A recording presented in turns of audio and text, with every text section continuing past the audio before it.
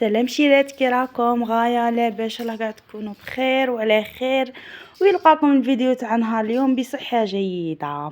اليوم اللي ما تعرفش دير المعقوده واللي تنحلها المعقوده في المقله، جبت لك واحد الوصفه دسيها في عينيك يا بنيتي رمضان. يا ودي البنه ما تتفتت، ما زعما تهناي. انا عطيتك الوصفه وادعي لي وصار.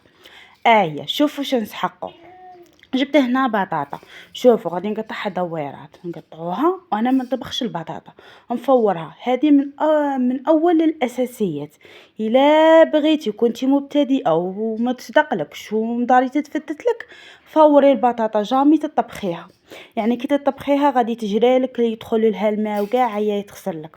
فوري البطاطا. بعد ما فارت ديك البطاطا، شوفوا لي هنا راهي حاميه، حطيتها هكا في طبسي ودرت لها شويه حرار وزدت لها شويه تاع ملح. اكدوا لي غايه على هادو التوابل الشيرات، تعطوها واحد الكو روعه، يعني ما شاء الله. زدت لها شويه حرار شويه ملح. شوفوا لي الشيرات هنايا زدت لها شويه قزبر كنت مقطعاته، ونزيدو مغرف تاع شابليغ، خبز محمص ومرحي. شوفوا لي الشيرات كي ديروا داك الخبز المحمص وملحي، يعني ما غاديش تتفتت. تاكدوا باللي ما غاديش تتفتت. وشويه تاع الزعفران، يعني شوفوا. ونمرسها كيما هكا ما تطحنوهاش بالاشوار ولا حاجه، غادي تترحى لكم بزاف وتغسل لكم. مرسوها بالفرشيطه كيما هكا غير بشويه، كي تكون طايبه غادي تمرس لكم. ها شوفوا لي هنا بعد ما مرستها، نمرسها غايه. كي نمرسها كي تكون طايبه غادي تمرس معاكم، يعني ما تخلوهاش حبيبات. هنا بعد ما مرستها غايه جبت رابيت فيها 2 فلاق توم. انا راح لي الفيديو الشيرات، نتوما ديروا فيها 2 فلاق توم. هايا شوفوا الشيرات، نبدا نخبز فيها كيما هاك. شوفوا كي راهي تتخبز معايا تقولي. شوفوا الشيرات، هاد المعقوده اعتمدوها والله ما تتفركت لكم.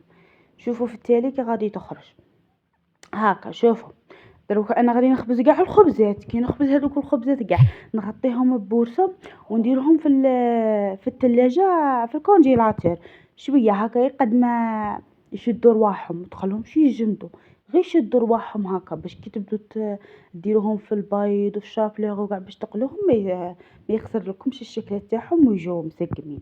هاي شوفوا هنا راني نخبز فيهم كاع. شوفوا لي هذه الوصفه غير اعتمديها، سيرتو رمضان حوجي كي نتجهل المعقوده نخيتك واحد المعقوده تجي فيها هذه البنه روعه. هيا شوفوا لي هنا بعد ما كملتها نروح نديها كونجيلاتور نخليها غير يشبي واحد ربع ساعه. في ذا الوقت رحت جبت بول كيما هاك، حطيت فيه 2 حبات بيض. ونضربهم، ندير لهم شويه ملح ونضربهم. راكم فاهمين باش نديروا نقلوا المعقوده تاعنا. في هذا الوقت الزيت لازم يكون حامي الشيرات، اكدوا لي لا زيت باش تقصولها كاع وتخلوها تقلى، غادي تطلق روحها وغادي تقطع لكم. لازم الزيت يكون حامي. شوفي لي هنا ندير الحبه تاع المعقوده في البيض، رمدها غايه في البيض ونحطها في الشابليغ، نرمدها تاني في الشابلوغ ونديها مباشره للمقله اللي راه فيها الزيت حامي. شوفوا لي هنا نحطها بعد. شوفي هنا كي الزيت حمى، حطيت كاع ديك البطاطا انايا. وشوفوا لي هنا كي راهي تتقلى. عندكم انا كي راني نقلب فيها مون زعما مالينش مستعمله غير ملعقه واحده والتليفون نصور بيد. شوفوا ما تفركتت ما والو، جات ما شاء الله محمره، ما تامنوش بنينه حدها.